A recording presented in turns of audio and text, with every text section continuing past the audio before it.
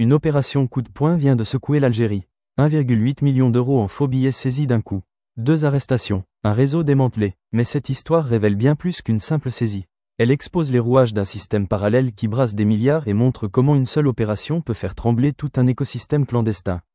Voici les faits exclusifs de cette enquête explosive qui a bouleversé le marché noir algérien. Tout démarre par un renseignement de terrain. Les services de police judiciaire de Chlef repèrent 2 véhicules suspects transportant une forte somme en devises. L'information est recoupée, vérifiée.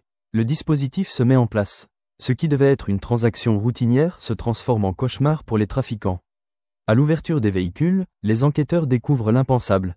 Des liasses parfaitement conditionnées pour un montant de 1 851 100 euros. Du jamais vu en Algérie. Les 2 hommes interpellés, SA et SM, ne sont pas des amateurs. Selon nos sources, ils appartiennent à un réseau national structuré, spécialisé dans la fabrication et distribution de fausses monnaies européennes. Un réseau si professionnel qu'il a trompé pendant des mois les plus expérimentés du milieu. Cette saisie n'est que la pointe de l'iceberg. Quelques semaines plus tôt, 1,4 million d'euros contrefaits avaient déjà été interceptés dans une autre wilaya. Nous assistons à une véritable industrialisation de la contrefaçon. Nos investigations révèlent des réseaux d'une sophistication technique impressionnante. Ces organisations disposent d'équipements d'impression haute performance, capables de reproduire des billets quasi parfaits. Papier spécial, encre professionnelle, hologramme reproduit. La qualité atteint des niveaux tels que même les changeurs les plus chevronnés peuvent être dupés sans outils spécialisés. Ces faussaires du XXIe siècle ne travaillent plus dans des garages. Ils opèrent depuis de véritables laboratoires clandestins avec des machines industrielles et des techniques de vieillissement artificiel. Du travail de professionnels, l'annonce de cette saisie déclenche une onde de choc immédiate. À Alger, Oran, Annaba, c'est la panique dans les bastions du change parallèle. Les sardafs, d'habitude si confiants, sortent maintenant systématiquement leurs lampes UV et stylos détecteurs. Chaque billet est scruté, analysé, retourné. Les transactions express de quelques secondes s'éternisent pendant de longues minutes. Cette méfiance généralisée crée un effet domino dévastateur. Les clients hésitent, craignant de repartir avec du papier sans valeur. Le volume des échanges s'effondre. Dans certains points de change, l'euro disparaît littéralement. La réaction du marché est immédiate et brutale. Certains changeurs augmentent leur taux de 15 à 20%, invoquant le risque accru. D'autres suspendent carrément leurs activités, préférant fermer boutique que risquer leur réputation.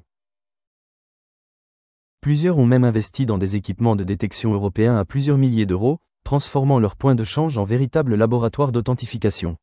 La dimension juridique est écrasante. En Algérie, contrefaire de la monnaie peut coûter plusieurs décennies de prison, avec aggravation pour bande organisée. Les tribunaux ne plaisantent jamais avec ces infractions qui touchent à la souveraineté économique. L'enquête se poursuit activement pour démanteler l'intégralité du réseau. Objectif: identifier tous les maillons, des imprimeries clandestines aux distributeurs de terrain.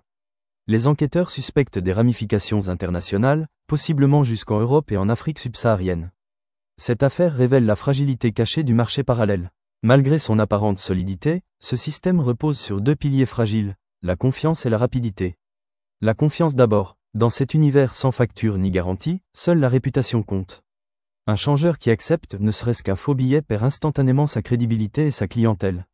La rapidité ensuite. L'avantage du marché parallèle, c'est sa capacité à traiter de gros volumes sans les lenteurs bancaires.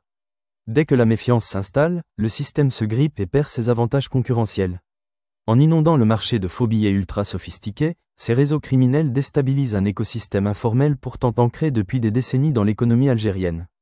L'impact économique est colossal. Des centaines de milliers d'Algériens dépendent directement ou indirectement de ce marché parallèle.